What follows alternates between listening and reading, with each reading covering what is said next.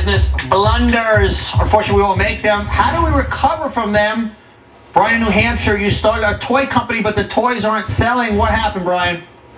Well, Donny, thanks for having me. My parents, they entrusted in me to steer the ship. They've invested $100,000 of their money. We have a unique toy product focused for toddlers, 5 and under. It's a new car stroller. The company's Little Drivers, and we're getting an overwhelmingly positive response of the product. However, people aren't opening up their wallets.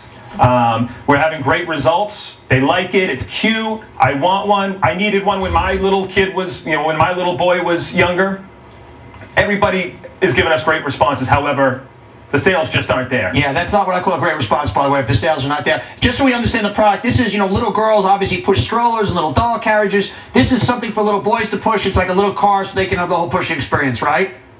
Absolutely right, Donny. I have a 3-year-old son, a 3-year-old nephew, and since they were 1 year old, they're pushing the doll strollers. And there's millions of That's homes. That's a whole other show. Mackie, I know you got an issue here.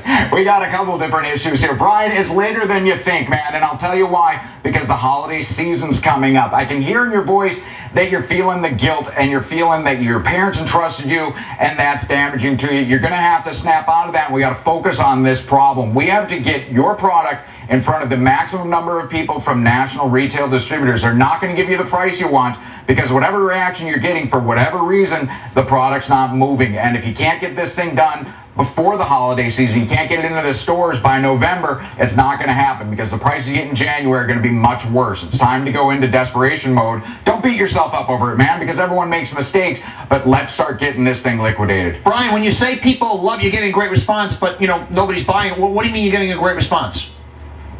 This is an item that nobody's ever seen before. I mean, there's never been a stroller such as this designed for boys to push. It's always been the girl stroller. It's always been the doll stroller. But now we have a market that's got 30 million more customers out there as opposed to our closest competitors. Have you got? I know you're in new territory. Have you gotten it in any retail outlets? I've got it at Ben Franklin's in Rochester. I've got it at a Children's Orchard in Newington. I've tried a couple malls. We're getting the response and the reaction. However, that's not translating to dollars. You gotta start pounding on more doors. I also think you should create a movement, like almost a PR campaign that, why can't boys push something? Today's Show loves stuff like that. You're not selling a product, you want to be an advocate for an overall movement. I think you can get a lot of press on this, Mel. Not so sure. I like it a lot. I know that my 3-year-old son would be running around the house banging this thing into the walls nonstop. So I don't understand why people aren't buying it. But guilt is driving you, and so I'd like to see the determination that you're showing on the show when you're getting pissed that we're slicing and dicing your product into your sales and marketing.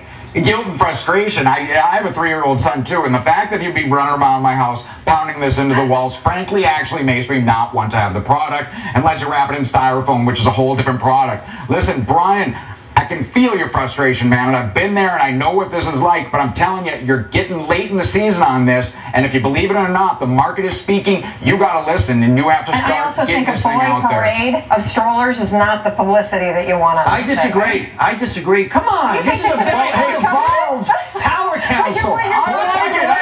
Boys don't push strollers. Yes, they do, and the parents kind of freak out. It's parents that don't want the boys. Donny, if you're going to little kids don't drink either, but I'm not going to be selling absolute for 3-year-olds. He's based the product based on behavior. Hey guys, if you don't mind, I'm sorry to butt in. However, we're not just building a toy car for boys. Girls like to drive the cars as well.